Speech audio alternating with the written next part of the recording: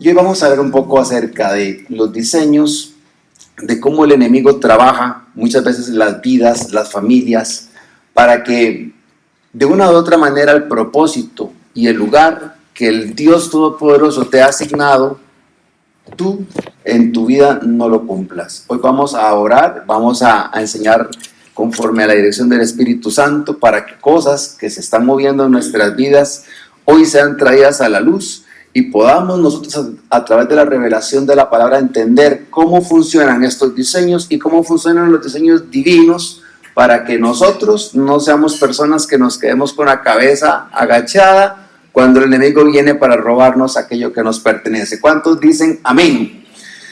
Ahora, yo le invito a este momento a cerrar sus ojos. Vamos a orar. Padre de gloria, te bendecimos, te adoramos, te exaltamos, oh Dios eterno. Somos tus hijos e hijas reunidas y reunidos en esta casa.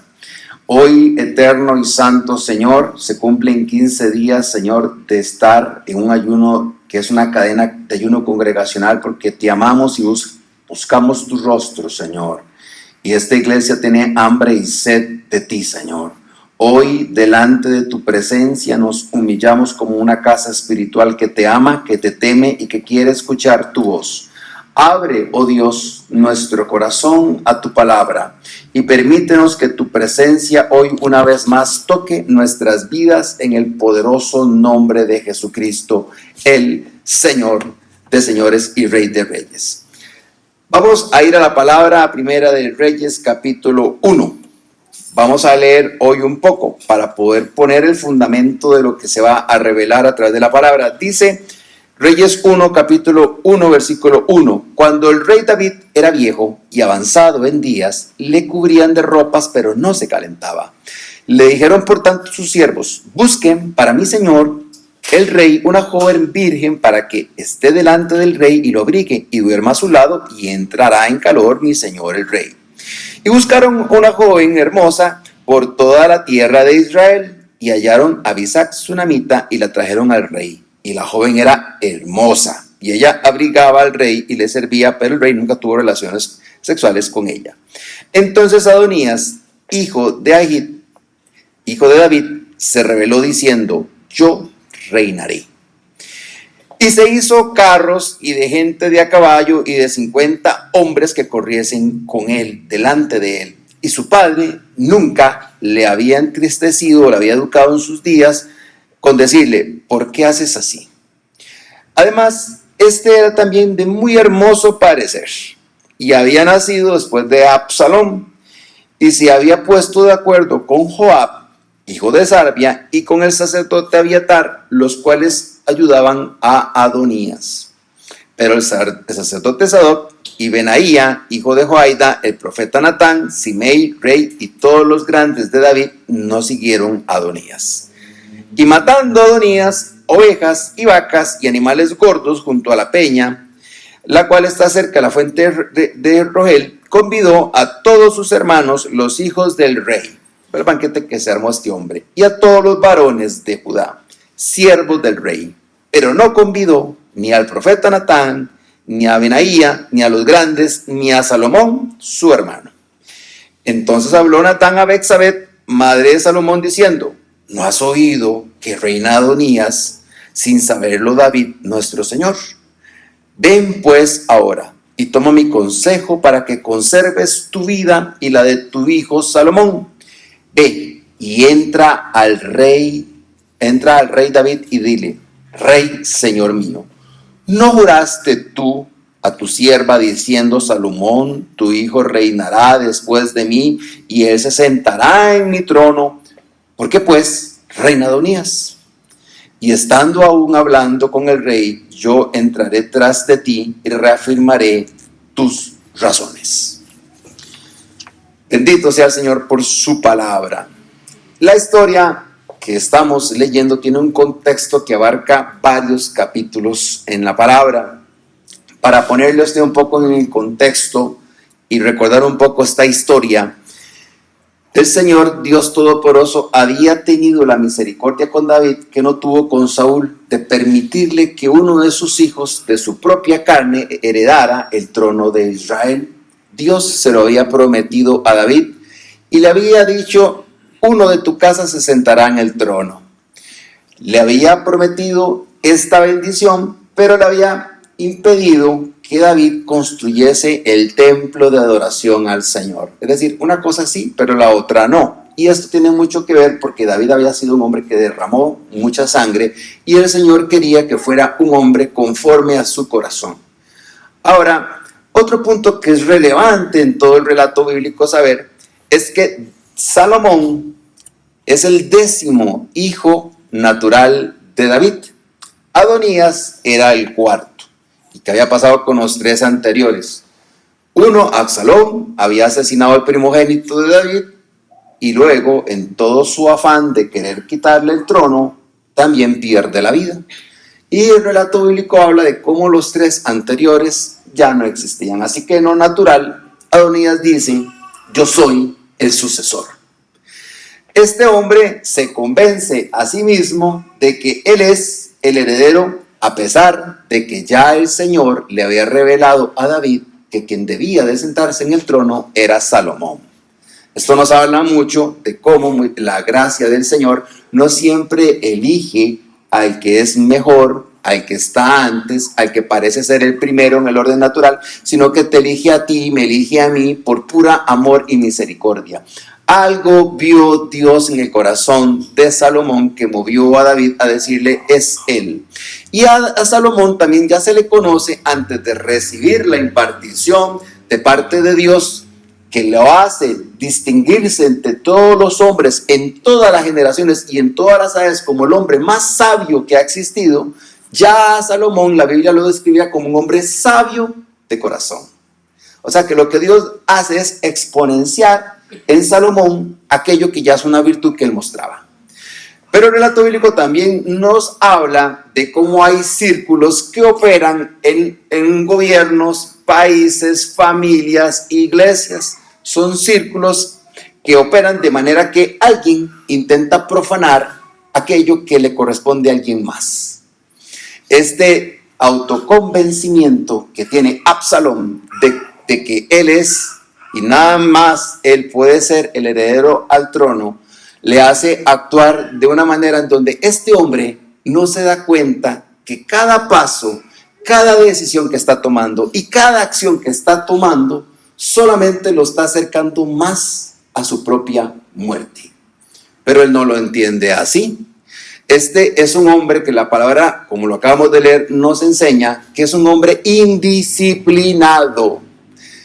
Ustedes, seguramente la mayoría entenderán que David fue un maravilloso rey, un hombre conforme al corazón de Dios, pero no fue como que el mejor papá. Él no serviría tampoco para ser un predicador porque él tuvo una gran debilidad por las mujeres. Así que en su área él fue eficiente en algunas cosas, como nos pasa a casi todos. Somos eficientes en algunas áreas y en otras no. Y él no fue el mejor papá. Por un lado, vemos cómo durante el reinado de David, Absalón se levanta para quitarle su trono. Y ahora vuelve a ocurrir lo mismo, pero ahora contra Salomón, que era el sucesor de David. Es una misma familia levantándose contra la misma familia, peleando la bendición que le correspondía por derecho divino a David y a Salomón. Pero vean que la familia no lo acepta así, no necesariamente todos están de acuerdo. Estos son puntos claves de cómo esta historia nos lleva hacia un camino de revelación. Otro aspecto importante que tenemos que considerar de Adonías es que este era un hombre, digamos que de hermoso parecer, indisciplinado y seguramente muy vanidoso. Es el tipo de persona que se autoconvence y actúa bajo convicciones personales que no están caminando de la mano con lo que el Dios Todopoderoso ha hablado en la palabra.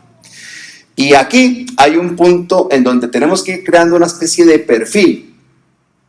¿Quiénes son aquellos que son aptos para cumplir y hacer valer la palabra del Señor en sus vidas? ¿Y quiénes pueden ser más bien un instrumento que actúe completamente en la vida opuesta, a pesar de que son parte de la misma familia espiritual, son parte del mismo reino, se sientan en la misma mesa a cenar con el rey, y parece ser que debería de coexistir la tranquilidad y una vida que permita esa capacidad de asimilar cuál es la voluntad de su papá, el rey David, y cuál es sobre todo la voluntad del Dios Todopoderoso al cual David sirve.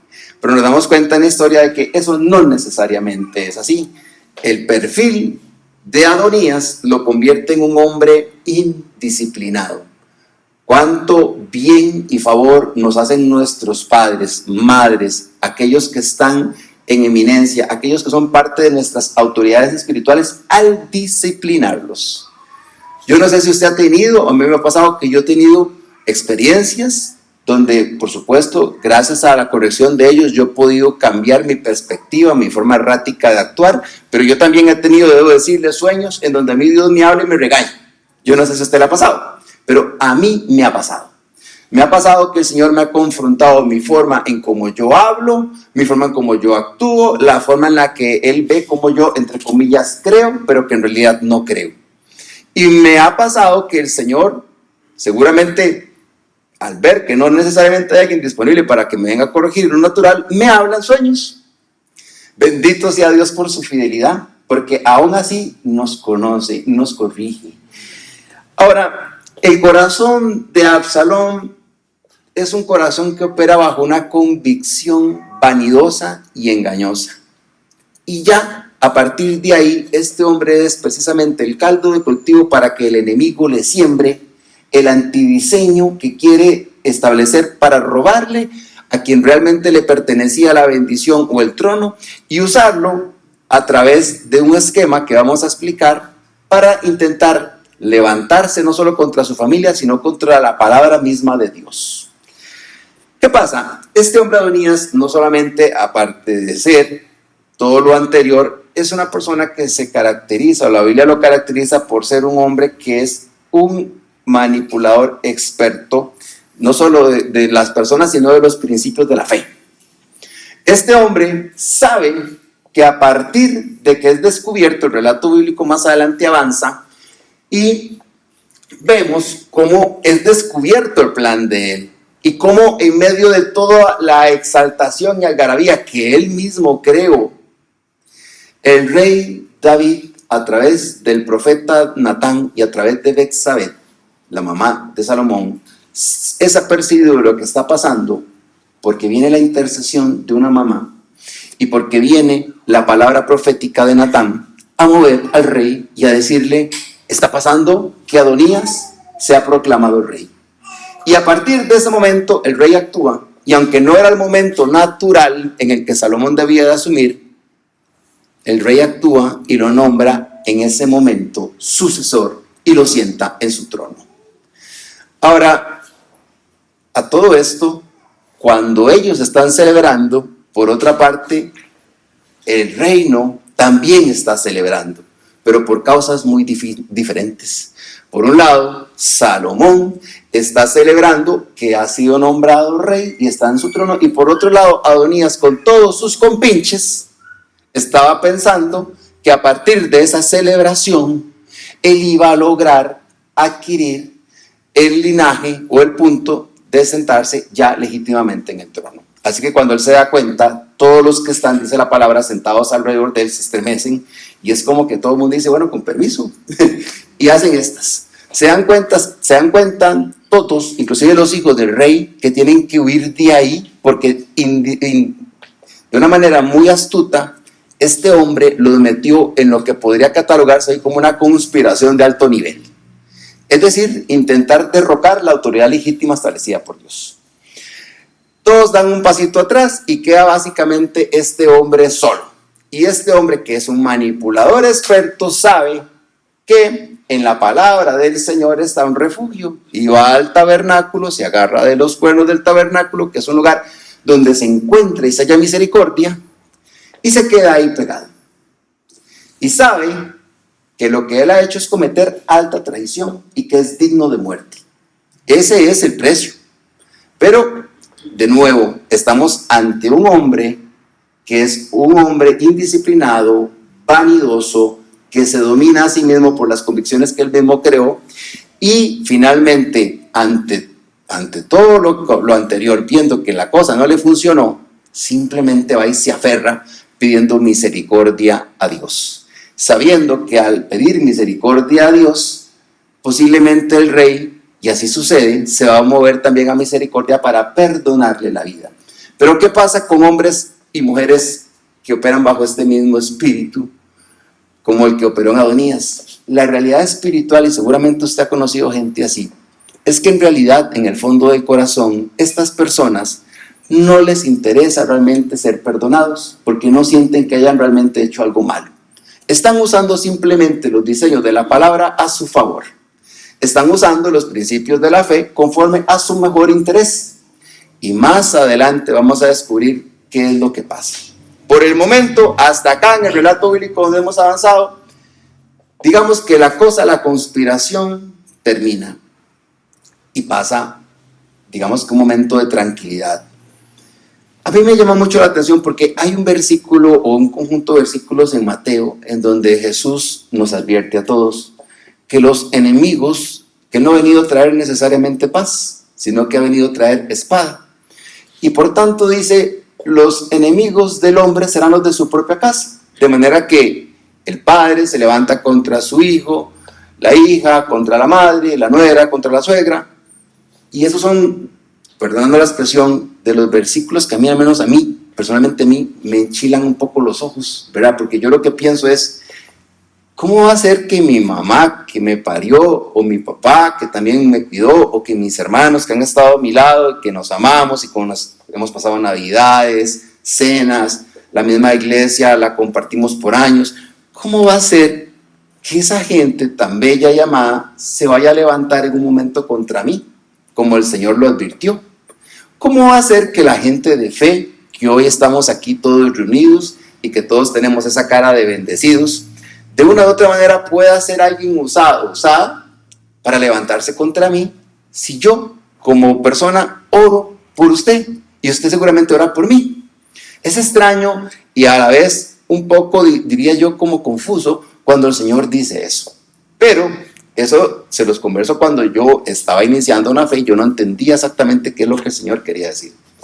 En el fondo lo que Jesús quiere decir es que todos nosotros, tarde que temprano, vamos a ser confrontados con una realidad. Y la realidad es que la salvación es primeramente personal y que esa decisión personal va a ser confrontada tarde o temprano a través de personas que están cerca de nosotros.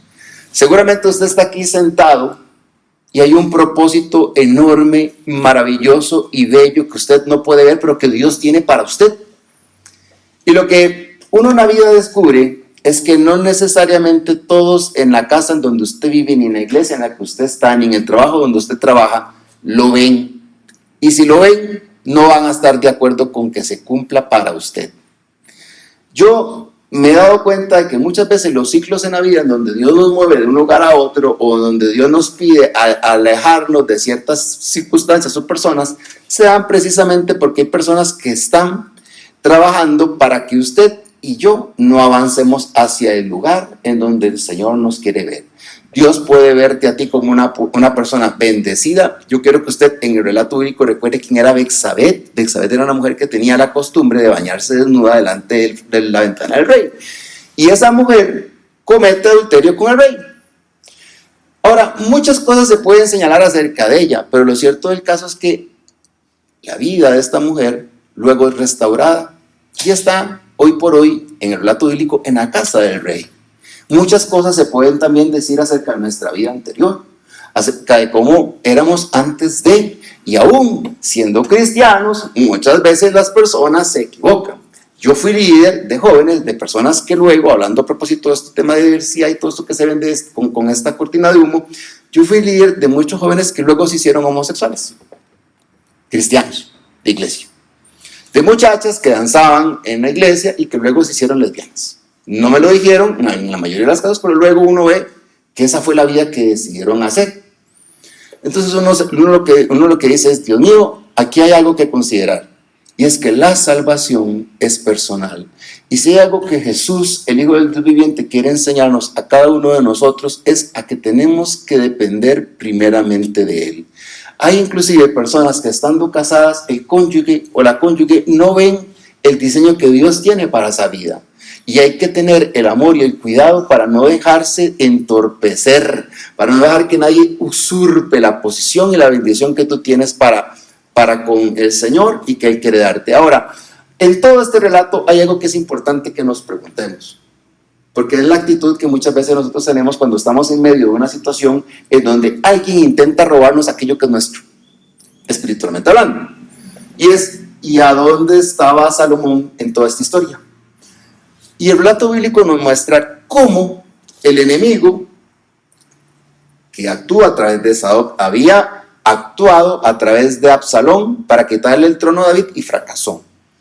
Y ahora viene el round 2, viene con Adonías para robarle a la familia real la posición y hacer de esta manera que la palabra del Señor no se cumpla.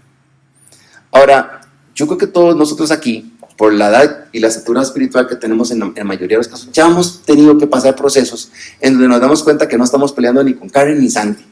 Usted está peleando con fuerzas espirituales de maldad que están intentando banquearlo a usted cuando usted debería estar en el terreno de juego jugando. Pero la posición que te quieren dar es la posición de banca. La posición de usted se quede callado, acepte lo que el enemigo quiere imponer y usted calladito más bonito. Cuando en realidad, y hay que tener ese cuidado de no entrar en la pasividad religiosa, decir, esta es la voluntad de Dios. No, no es la voluntad de Dios. La voluntad de Dios es buena, agradable y perfecta, dice la palabra. Así que cuando usted siente en su interior que hay algo que usted debe de poseer y que todavía no está ahí, es porque hay un diseño sobre el cual nosotros tenemos que luchar y contra el cual tenemos que levantarnos para evitar que el enemigo nos tenga banqueados cuando en realidad tenemos que estar sentados en la silla del rey. Y a esto me refiero, por supuesto, a tener el lugar de autoridad y dominio. Todos aquí tenemos en alguna medida una porción de autoridad que nos ha sido dada, al menos sobre nuestras propias vidas y decisiones. Pero hay personas que usted conocerá y posiblemente en alguna medida nosotros también lo hemos sido así, en donde el alma de la persona se vuelve tan débil que prácticamente usted tiene que depender de lo que los demás le digan para definir qué es lo que usted va a hacer. Muchas personas vienen a la iglesia para esperar que un profeta o alguien les diga qué tiene que hacer el lunes, martes, miércoles, jueves y viernes. Y tienen que andar con esa dependencia almática de lo que alguien les dice que tiene que hacer o pasar. Si alguien sufre de ese síndrome, esa persona literalmente está siendo víctima de un ciclo espiritual en su vida en donde el enemigo lo ha sentado y prácticamente lo ha convencido de que ese es su lugar. Y no se ha dado cuenta de que su lugar de bendición está siendo usurpado por alguien más.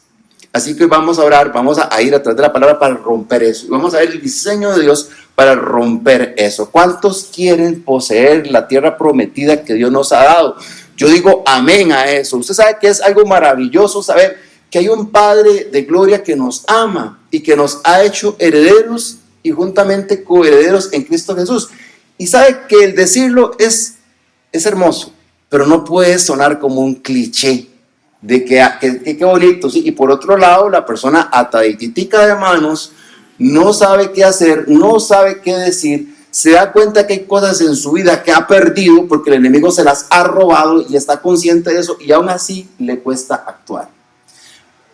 A través de la palabra del Señor vemos cómo las personas que son usadas por el enemigo para robarnos aquello que es nuestro son astutos, son manipuladores, son personas vanidosas, son personas indisciplinadas, son personas que creen tener un mérito sobre tu vida que en realidad no tienen, y son personas que desconocen la palabra de Dios, que viene y pesa sobre ti. La bendición de Dios que vive y pesa sobre nuestras vidas, de hacernos prósperos, de conservarnos sanos, de hacer que tu vida avance hacia el punto de bendición que tú has orado y sueñas en el Señor.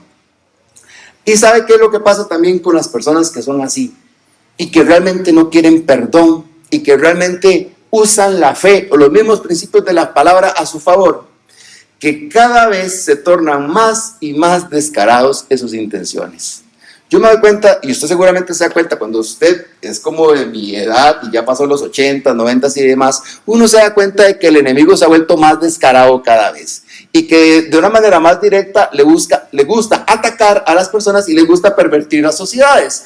Y antes lo que era algo penoso o pudoroso ya simplemente se ve como algo que más bien se ve raro si usted no lo acepta. Así que cada vez las personas que actúan bajo un diseño que no es el divino, buscan cada vez ser más obvios y descarados en las intenciones contra nuestras vidas. Ahora, yo creo que aquí es importante traer a la luz y desenmascarar este diseño diabólico y cómo es que opera. Número 1, las personas que se levantan contra usted, aparte de tener todas estas características, aparte de ser todo lo anterior, estas personas en su astucia siempre van a buscar alianzas. Usted lo puede ver en la guerra espiritual de naciones, como este hombre, Adonías, busca el poder militar y busca el poder religioso para que él mismo pueda consolidar una fuerza que es imbatible. Y usted puede ver hoy por hoy cómo esto que pasó hace miles de años no es diferente a lo que pasa en las naciones y no es diferente a lo que pasa en familias. Las alianzas para intentar destruir a una persona se dan, se daban y se seguirán dando.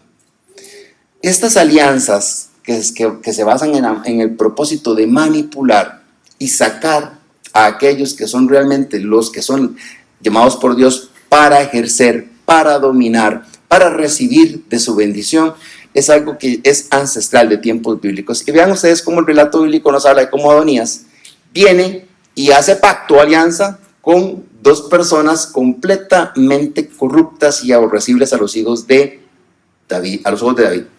Primero, hace alianza militar con Joab, un asesino de generales del ejército del Señor. Este hombre había permanecido en el mando del ejército de Israel porque había asesinado a dos generales o jefes del ejército de Israel y otro del ejército de Judá. Es un asesino. Y David lo tiene que dejar ahí por una serie de situaciones que no traeré ahorita a memoria. Pero quiero que usted tenga en mente de que este hombre es tan astuto que sabe cómo conjugar las opciones para dejar a Salomón sin una aparente salida. Y por otra parte, hace alianza con el sacerdocio de Israel. Es un sacerdote que se llama Abiatar, que es un sacerdote corrupto. Entonces tenemos a un manipulador, a una persona indisciplinada, a una persona que se cree heredero, haciendo alianzas con corruptos para traerse abajo a todo un reino. Como en lo natural, usted puede ver que en las naciones esto sigue ocurriendo. Cuando usted ve a un dictador surgir, usted se da cuenta que ese dictador lo que hace es implementar un sistema. Puede ser que ese dictador nunca mate a una persona, pero crea un sistema que mata a muchas personas. Y usted lo puede ver en la historia universal, como en China, Mao Zedong, como en Alemania, Hitler, como en Rusia, en Italia, Mussolini, y por acá en Rusia otro asesino que se me olvida el nombre, que mataron a millones de personas porque lo que crean es un sistema corrupto.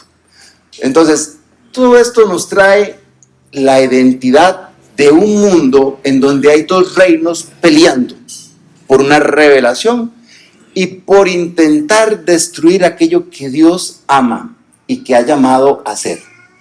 Sabe que por otra parte, este hombre en toda su estrategia no solamente llama a estos generales y a estos sacerdotes corruptos, sino que también llama a toda la familia real. Literalmente crea una aparente fiesta que lo que se termina, según él, transformando es su propia coronación. Y los hijos e hijas de David, que aún estaban vivos, van y se sientan y ven aquel espectáculo. Este hombre es alguien que se echa flores a sí mismo. Y finalmente, este hombre, como lo mencionamos anteriormente, busca el ser perdonado, pero en realidad más adelante nos vamos a dar cuenta que él no le interesa ni entiende del perdón. Y esto nos habla mucho de las personas que a veces nos flagelan o el enemigo las usa para flagelarnos, o dañarnos, o hacernos daño, o sacarnos del propósito, y usted los perdona, y los perdona, y los perdona, pero en realidad a esas personas no les interesa su perdón, ni el de Dios. Están ahí porque en su corazón están determinados que lo que ellos están haciendo es lo correcto. Y cuando uno está en medio de esa situación, hay que activarse bíblica, proféticamente, para que usted le ponga un alto a eso. Vamos a ver el diseño del Dios Todopoderoso para echar a perder estas tácticas en donde el enemigo busca al creyente para hacerlo creer que no va a valer la pena, que ya alguien más tomó lo tuyo, que el tiempo pasó y lo echaste a perder, que realmente seguramente fue un momento de emocionalismo. ¿Sabe qué? En esta semana los intercesores orábamos y apercibimos cómo es que el enemigo busca crear esta serie de mentiras sobre los creyentes, de hacerle ver para qué estás luchando, para qué te estás esforzando, mira que todo está igual, que nada cambia.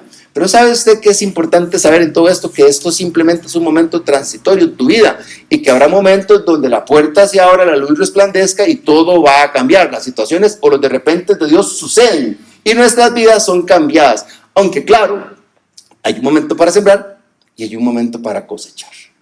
Y el discernimiento de cada persona tiene que estar activo para evitar que usted entre en la pasividad, en donde usted lo que entra es en la tierra de los reclamos, en donde usted siente que las personas, alguien le debe algo a usted. Y la realidad de la palabra es que quien tiene que activarse hoy y quien tiene que activarse a través del poder de Dios eterno es cada uno de nosotros.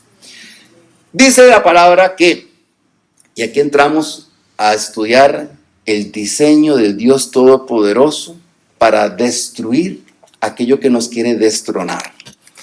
La Biblia habla de cómo en medio de todo aquello que está pasando, Dios había levantado en Israel al profeta que llamamos bíblicamente profeta Natán. Este hombre conoce muy bien a David. Le había confrontado con respecto a su adulterio y había traído fielmente la palabra del Señor ante David.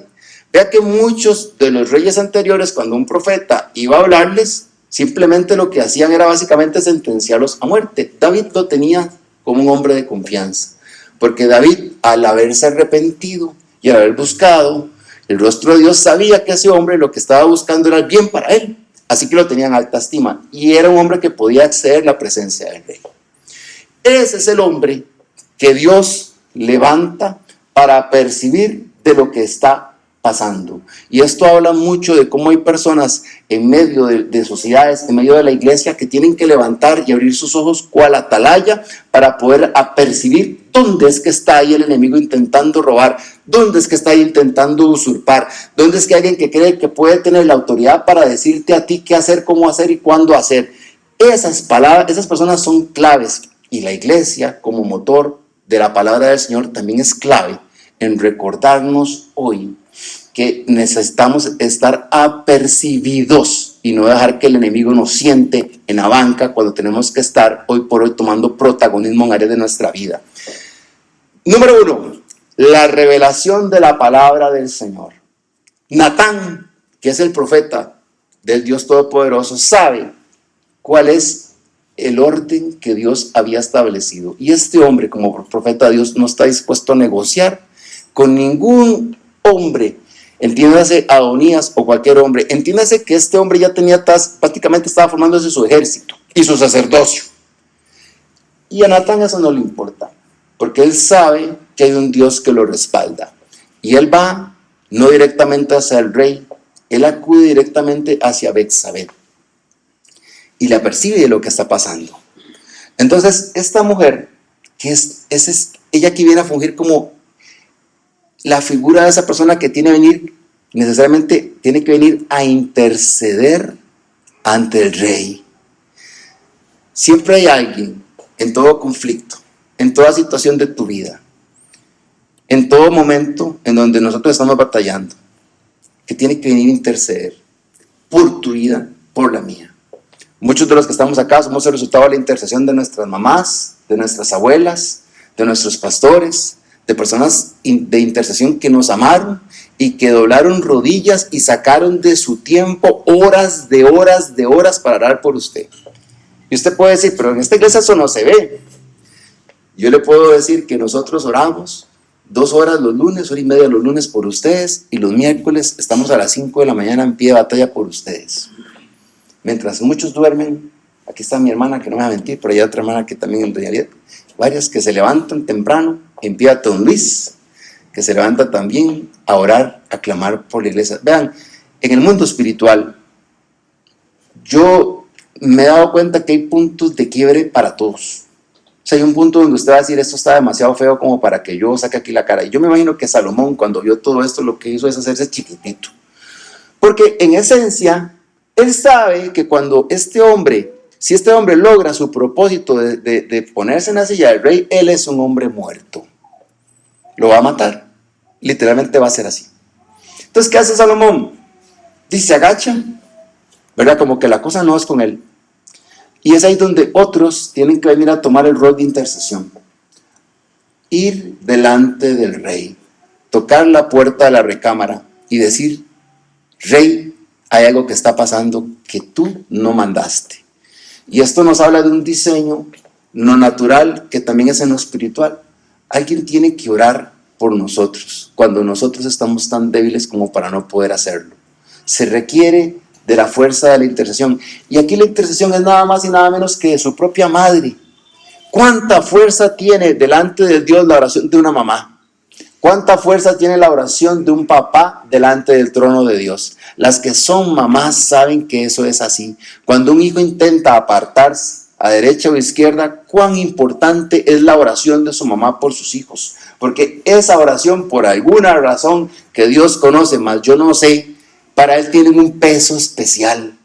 Es como que él hablara directamente con ellas y las escuchara ante el clamor de lo que está pasando y amenazando la vida de sus hijos o hijas. Así que hay necesariamente un diseño que se sigue. Primeramente, traer a memoria la palabra del Señor y las promesas del Señor. Eso es fundamental en nuestra vida. Cuando el enemigo se levanta para intentar dañarnos, cuando usted se siente que usted no está en el lugar en el que usted debería de estar, aquí no se trata de hacer hechicería evangélica, empezando a lanzar palabras contra alguien. No. Se trata de recordar lo que Dios nos ha prometido a nosotros a través de su palabra, de que Él es fiel, justo y verdadero, de que Él empezó la buena obra y la terminará. Cuando estamos en medio de la prueba, de la enfermedad, cuando las personas en nuestra misma familia, todos como que hacen ¡sups! Y usted dice, caramba, me dejaron solo. ¿Y dónde están todos? ¿A dónde está la gente que me iba a apoyar? No se supone que me tenían que apoyar y ahora yo como que camino una vida solo. Esas situaciones yo las he vivido. Y sé que muchos en esta casa también la están viviendo. ¿Y sabe qué le puedo decir? Dios es fiel y justo. Dios no nos desampara. Si nosotros tenemos la actitud correcta, no la actitud de un malcriado, no la actitud de un indisciplinado, sino la actitud de una persona que va delante del Dios Todopoderoso a tocar en oración su puerta y a decirte, papá, Señor, recuérdate que tú me has prometido esto y esto en tu palabra.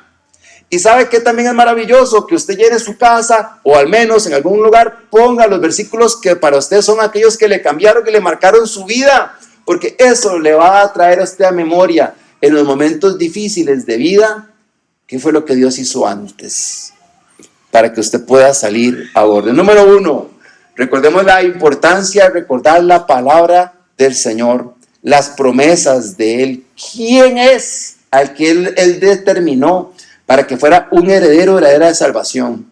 ¿Cuál es nuestra posición como hijas e hijos? Que podemos ser hoy un día como un José, estando en lo peor de la sociedad, y que si la palabra del Señor ha sido favor nuestra, pronto estaremos en un lugar gobernando sobre muchos. Pero lo importante es la fidelidad, lo importante es recordar dónde el Señor ha determinado en su corazón ponernos. ¿Sabe? Que la grandeza no la determina la posición. Usted se da cuenta cuando habla con personas que tienen autoridad a nivel social, usted puede darse cuenta de gente que ha sido bien formada y hay gente que realmente está ahí porque es un chiquito de papi y una chiquita de mami. Y yo he podido darme cuenta de la diferencia que hay en los mandos del gobierno de gente que es así. Porque hay gente que tiene una gran responsabilidad y no pierden la humildad por eso.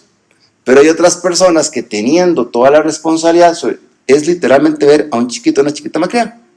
Entonces uno dice, caramba, de verdad como el carácter en esto es fundamental. Número 2, recordemos la importancia de la intercesión. Todos aquí somos llamados a interceder por alguien. En este momento hay alguien que necesita de tu oración. Tú estás aquí sentada, tú estás aquí sentado, pero hay gente cuya oración que surja a través de ti puede mover y cambiar las circunstancias. Yo estoy consciente, y yo lo creo que es así, de que muchas de las grandes desgracias personales y familiares se pudieran haber evitado si hubiera alguien que orara, si hubiera alguien que separara la brecha, si hubiera una persona que pidiese delante de Dios misericordia por estas vidas. Es entonces en consecuencia necesario estar pendiente de la palabra de Dios, número 1. Número 2, estar anuente a interceder por la vida de los demás. Y número 3, es importante ejecutar la palabra de Dios, el componente de la palabra de Dios que es activo. ¿Qué pasa? Que en medio de todo este diseño que empieza a gestarse para destruir las obras del enemigo en contra de la misma casa real, viene el rey y entiende qué es lo que está pasando. ¿Y sabe qué es lo que pasa? Que en lo natural, Salomón no tenía aún el tiempo para ser rey. El rey que sucede a partir de la muerte del soberano anterior. Pero aquí algo pasa. Aquí algo pasa porque todo lo que Adonías hace le sale tan mal que al final él no solo no termina siendo rey, sino que David, siendo aún rey, determina dejar el trono y dárselo a Salomón. Y él no había muerto. Pocos días después, el tiempo no se dice exactamente cuánto es, el rey por fin parte. Pero a lo que voy, y la revelación está en que cuando el enemigo te toca o quiere tocarte, hay una aceleración, si sabes activarte, que va a funcionar a favor tuyo. La palabra de Dios nos promete que cuando usted se pone de parte de Dios y su palabra, y usted se pellizca, como decimos a lo tico, y no se deja robar, no se deja maltratar, no se deja que las personas lo pongan en un nivel en el que usted no debería estar, cuando usted logra identificar esto, hay un ascenso que se va a dar. ¿Sabe que es maravilloso amar a las personas, pero puede convertirse en un pecado el depender de la opinión de ellos y ellas? Cuando tú dependes de la aprobación de lo que tu papá natural, mamá natural, esposo, esposa, hijos e hijas, pastores, etcétera, hagan de ti, ahí puedes estar en un punto en donde hay que pensar mucho si lo que usted está haciendo está bien o realmente usted busca una dependencia real del Señor. Porque es bueno escuchar los consejos, pero cuando eso no es necesariamente la línea, sino que lo que usted busca es que los demás delimiten qué es lo que usted va a hacer en la vida, ahí usted está entregando autoridad que le corresponde a usted, únicamente a usted ejercer. Y la va a ejercer bien cuando uno aprenda a doblar las rodillas delante de Dios. ¿Sabe qué es lo que pasa con Salomón? Número 1, este hombre es ascendido antes de tiempo. Vean ustedes cómo el adversario, Satanás, cuando busca robarnos algo, no se da cuenta que lo que está haciendo es que si usted sabe activarse de la manera correcta, conforme a la palabra, usted lo único que va a motivar, él lo único que va a motivar es tu promoción antes del tiempo. Se puede ver cómo muchas personas son bendecidas de uno y dice, qué raro, ¿qué es lo que harán? Pero es que hay que saber conectarse con la palabra. Hay que saber batallar la buena pelea de la fe y saber que hoy por hoy nuestro lugar en Cristo nos permite vivir tranquilos, en paz. Y eso no significa, que vivir en paz no significa que no vayan a haber batallas fuertes. Y no significa que nosotros no tengamos que venir delante de la presencia de Dios a pedir constantemente por su dirección.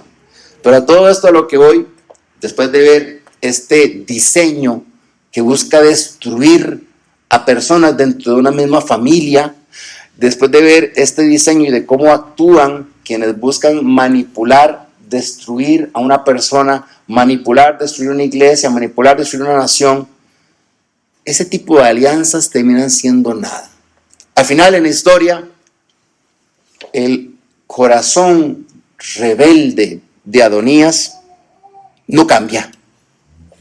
Él sigue siendo quien es, a pesar de ser perdonado. Él sigue siendo quien es, a pesar de haber buscado misericordia en los cuernos del altar. Y el relato bíblico luego nos cuenta cómo es que este hombre, como les converso, no se da cuenta que cada paso y cada decisión simplemente lo estaban acercando más a su propia muerte. Y tiene la gran ocurrencia de venir y pedir la intercesión de manera equivocada de la mamá de Salomón, para pedirle a Salomón, el rey, ya siendo rey Salomón, que le concediera el tener a nada más y nada menos que la muchacha, la joven, que había calentado a David, la sunamita Abisac. Parece ser una petición sutil e inocente. Parece ser una petición que uno podría pensar, si no conoce bien el contexto cultural, que es una petición de un muchacho que se enamoró de otra muchacha. Y uno diría, bueno, ¿y qué hay de malo en eso? De por sí que Salomón tenía miles de mujeres a su disposición. Entonces, ¿cuál es el problema en darle a este señor, a esta, a pesar de haber también el reino, miles de mujeres? Realmente lo que está detrás de la intención, de la última intención que tuvo este hombre, era demostrar a través de esa decisión, a través de esa petición, era como ponerle la cascarita a banano a Salomón, para ver si él decía que sí, y Salomón se iba con todo, ¿verdad?, al concederle esa petición. Lo que él estaba diciéndole a todo el pueblo de Israel es: vean, la mujer que era de mi papá, que nunca tuvo relaciones con ella, ahora es mía, y ese derecho solo lo tiene el legítimo rey. Nada más. Culturalmente era así. Entonces vean que parece ser algo muy inocente. Hasta podría usted pensar que Salomón hubiera sido buenísima persona, un muy buen hermano, si le hubiera concedido ese favor. Pero en el corazón perverso de ese hombre, cegado por el deseo de poder, cegado por su propia corrupción interna, él sabía muy bien lo que estaba pidiendo y sabía muy bien para qué lo iba a usar.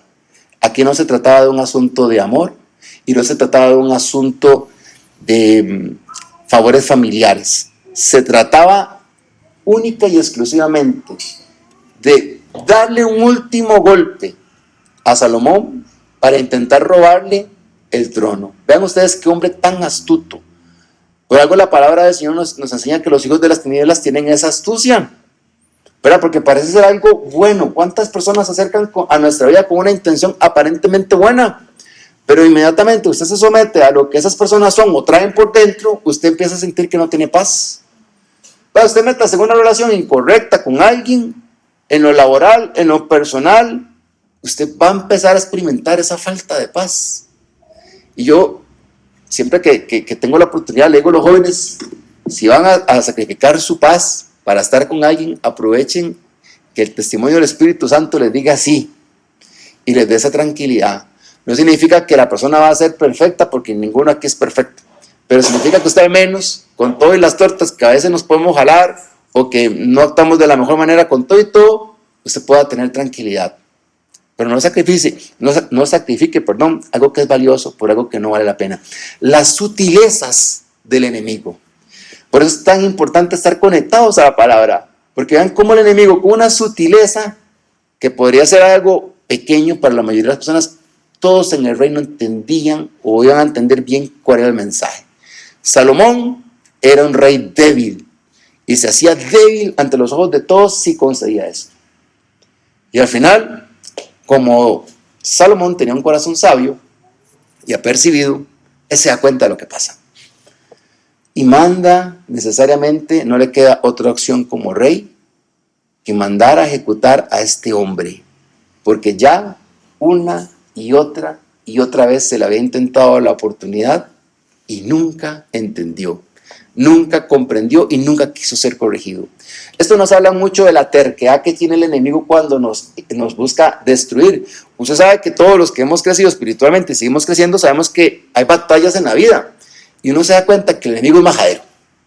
que en algún momento Jesús lo venció de toda tentación, pero eso no significó que no llegara en otros momentos a acercarse a él a través de Pedro, a decirle: Señor, ¿por qué vas a ir a la cruz? Vea qué sutileza, que no te pase tal cosa, qué sutileza.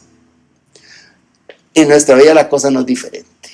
Hoy podemos ganar, o ayer pudimos haber ganado una batalla. Hoy por hoy podemos recibir de las bendiciones de las batallas que cosechamos. Hoy por hoy usted se acuesta y se levanta en paz porque hay una batalla que usted ya venció. Y usted está hoy aquí, sentado aquí, porque hay batallas que usted libró y que ya ganó. Y por eso usted está aquí. Porque hay muchos que han luchado batallas y no están aquí porque las han perdido. Dejaron que el enemigo les engañara y les confundiera. Y con esto no quiero señalar. Lo que quiero decir es que esto es una realidad espiritual. Es parte de nuestra buena batalla de la fe. Bendito sea el Señor. Creo que al ir cerrando ya en esta hora que se cumple, de todo este proceso que vemos, de cómo un hombre que debió de ser parte de una familia de reino, termina transformándose en una persona que realmente más bien lo que hace es ser un estorbo para el propósito de Dios, y de cómo Salomón, siendo quien es, viene y hereda lo que el Dios Todopoderoso le había mandado a hacer. Ahora, hay algo que es muy interesante para cerrar esta gran historia, y es que Salomón, para poder ser el rey que fue, necesariamente tiene que limpiar su casa. Él tiene que quitar a Adonías de en medio, no porque Adonías fuera una persona que él no amara, es porque simplemente vez tras vez intentó destruirlo a él. Tiene que apartarlo. Tiene que hacerlo simplemente a un lado. En lo natural eso nos habla, en lo espiritual eso nos habla mucho, que hay relaciones que hay que cortar. Que hay personas en las que usted puede sí amar, pero mejor distancie. Porque no podemos estar con personas que buscan o que no nos ven o que simplemente intentan denigrar. Y lo otro es que en la historia bíblica, Salomón también tiene que acabar con los generales corruptos que siguieron con Adonías y con el sacerdocio corrupto que siguió a Adonías. Y esto inclusive no es algo que surja de él, es algo que el mismo David le recomienda que tiene que hacer. El papá dándole consejos al hijo de cómo limpiar su trono para evitar que estos hombres que habían derramado sangre, que estos hombres que eran corruptos, mancharan también su trono. Y Salomón, como hombre sabio, ni lento ni perezoso. Si llegó que hasta en este momento de la historia se le puede atribuir como algo muy maravilloso de este hombre, es que Salomón, al ser un hombre de corazón sabio, sabía ejecutar rapidito lo que Dios le decía. No se las andaba ahí como calentando mucho. Cuando el Señor le pide sabiduría, pero cuando se le aparece a Salomón, y le hace una serie de ofrecimientos. Vea qué interesante que Dios se plante delante de Salomón en un sueño y le dice: bueno, ¿qué quieres que te dé? Y es algo muy interesante lo que yo veo que realmente él pidió, porque todo el mundo habla de que él pide sabiduría, pero en realidad lo que él pide es un corazón que sepa escuchar a Dios. Eso es lo que pide Salomón. Él no dice: yo pido sabiduría, no, él dice: dame, Señor, un corazón que sepa escuchar tus razones y que sepa discernir entre lo bueno y lo malo para ejecutar el juicio correcto sobre tu gran pueblo. Entonces, yo sé que tradicionalmente todos conocemos a Salomón porque en consecuencia el Señor le dice: por causa de esto que has pedido, y derrama un corazón de sabio. Pero lo que a mí me llama mucho la atención es lo que realmente él pidió. Dame un corazón que te escuche a ti. Es lo que él pidió. Para que yo pueda juzgar como tú juzgas. Y eso, al menos a mí me impacta, porque habla de un hombre procesado, de una persona procesada, de una persona que ha pasado batallas y que ha tenido que limpiar su camino antes de tener ese momento de encuentro divino. Usted sabe que los momentos de encuentro divino no vienen porque así. Casi siempre cuando el Señor nos habla y nos visita, es porque nosotros hemos tomado la decisión de limpiar algo en nuestras vidas. Hemos tomado la decisión sincera de terminar con algo que no nos correspondía, que no estaba bien. Vean a Saulo de Tarso, arrepentido una vez más de su camino, el Señor se le aparece vez tras vez. Qué interesante, ¿verdad? Que es que la presencia del Señor está también escuchando lo que queremos en nuestras vidas, en nuestro corazón. Y creo que es importante hoy cerrar pidiendo al Señor discernimiento y entendimiento.